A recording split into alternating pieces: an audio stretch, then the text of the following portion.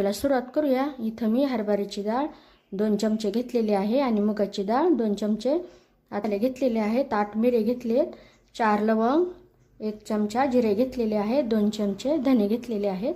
ह्या दोन्ही डाळी टाकायच्या। डाळी एकसारखा घालून छान अशा भाजून घ्यायच्या खमंग असा सुगंध सुटेपर्यंत। आता हे भाजत असताना गॅसची एकदम मंद करायची। त्यामध्ये थोडीशी जागा करून हे खडे मसाले धने घेतलेले आहेत ते टाकायचं आणि याला एकसारखं भाजायचं। छान असं भाजून घेऊ। व्यवस्थित असं भाजून झालेलं आहे। करपू द्यायचं नाही आणि कच्चे ठेवायचं नाही। मंद आचेवर भाजून घेतलेलं आहे। आता काढून घेऊ।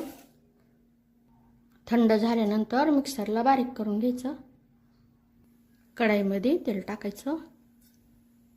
तो भरपूर असा बारीक कट केलेला कांदा गॅसच्यात मोठे ठेवून कांदा व्यवस्थित असा गुलाबी रंगावर परतून घ्यायचा। कांदा जरा जास्त वापरायचा। कांद्याचा रंग बदलायला सुरुवात झाली की गॅसची एकदम कमी करायची, म्हणजे कांदा करपणार नाही आणि व्यवस्थित असा परतवला जाईल। यामध्ये आता कोथिंबीर आणि लसूण असं वाटून घेतलेलं। कोथिंबीर आणि लसूण टाकल्यानंतर थोडंसं परतून घ्यायचं। यामध्ये हळद, आवडीनुसार लाल मिरचीची पूड, लाल तिखट, तुम्ही मसाले टाकू शकता। गॅसच्याच कमीच ठेवायची। छान असं मिक्स करून घ्यायचं। यामध्ये ही डाळ बारीक करून घेतलेली टाकायची। ते आपण भाजून घेतलेलंच आहे, त्यामुळे फक्त मंद आचेवर थोडंसं मिक्स करून घ्यायचं। यावर आता किंचितसं पाणी टाकायचं। जे मिश्रण आहे ते बुडेल एवढं पाणी टाकायचं, जास्त नाही टाकायचं आणि कमी नाही टाकायचं।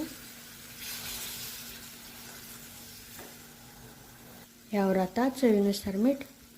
आता कमी आचेवर 1 सेकंदासाठी झाकून ठेवायचं। अधूनमधून चेक करायचं पाणी सुकूस्तर आणि हलवून घ्यायचं। झाकण उघडायचं आणि पूर्ण असं मिक्स करून घेत आणखी 1-2 वेळेस असं झाकण ठेवून परत असं परतून घ्यायचं। छान असं सुट्ट होईपर्यंत गॅसच्याच कमीच ठेवायचे। आता हे पूर्ण पाणी सुकवून एकदम सुट्ट झालेले बारीक चिरलेली भरपूर अशी कोथिंबीर टाकायची। कोथिंबीर टाकल्यानंतरही छान असं मिक्स करून घ्यायचं। गॅस बंद करून टाकायचा।